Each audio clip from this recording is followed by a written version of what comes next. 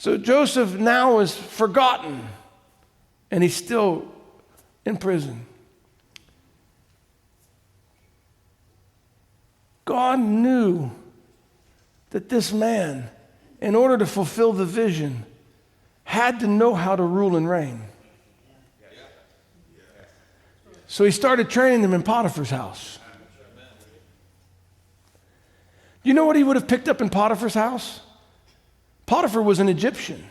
The Bible's careful to tell us he was an Egyptian. And he was a captain in the guard. Do you know what he would have picked up in Potiphar's house? Egyptian culture, Egyptian customs, Egyptian politics. Because he was in the house of a high-ranking official. He would have figured out quickly how things work in Egypt. You know what he would have picked up in prison?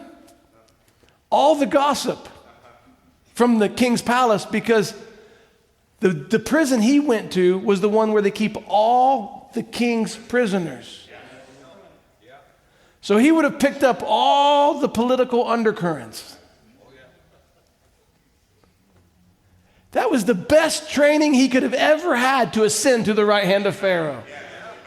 He had seen it on both sides. He had heard it from both sides. And in both places, he was given responsibility as a ruler to rule and reign and guide and be in control of people. And God was absolutely working an absolute beautiful plan. It was probably more perfect than we could imagine. He probably overheard things in that cell and that prison that saved him trouble when he got to the throne.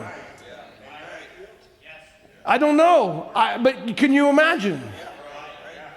So God's plan was absolutely perfect. Amen. And God's going to work his plan in us. He's going to have a perfect plan, and he's going to work it in our lives. And he's doing the same things with us today.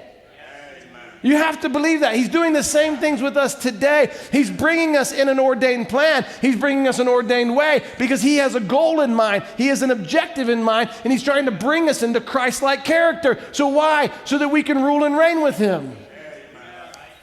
And in so doing, he's got to put us in places and in situations where we have to learn how to handle situations, and we have to hear things and experience things and see things that we didn't want to hear and we didn't want to experience and we didn't want to see. Because we would, if we planned our lives, my life would be so cream puff, cake eating, sweet as honey every day of my life, I would never learn anything. If I got to pick.